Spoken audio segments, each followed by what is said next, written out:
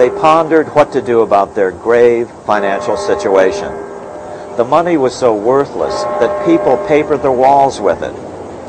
Congress finally agreed to give a group of bankers a monopoly on creating U.S. money by loaning it to the government. It was the first privately owned central bank.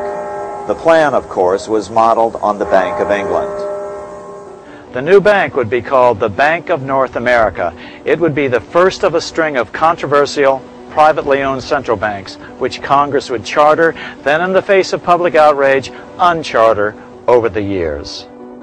4 years later, in 1785, the value of the new currency had plummeted. Inflation was rampant. Prices had risen by 72%. Jefferson lashed out in a letter to then Treasury Secretary Gallatin. The Treasury, lacking confidence in the country, delivered itself bound hand and foot to bold and bankrupt bankers pretending to have money, whom it could have crushed at any moment. But despite Jefferson's protests, in 1816, Congress passed a bill giving another 20-year charter to a new privately owned central bank, the second bank of the United States.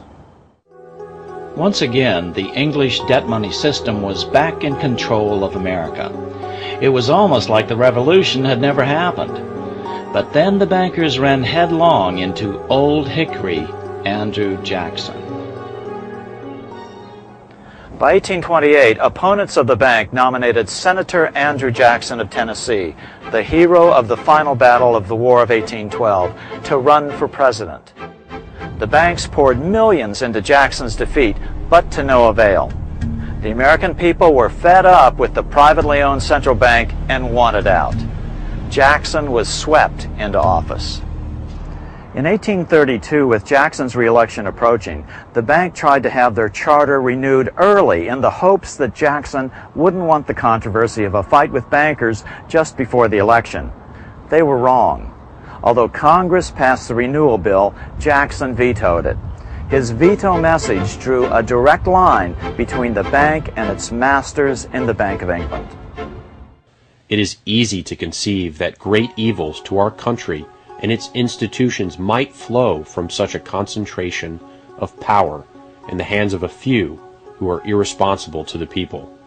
Controlling our currency, receiving our public monies, and holding thousands of our citizens in dependence would be more formidable and dangerous than a military power of the enemy.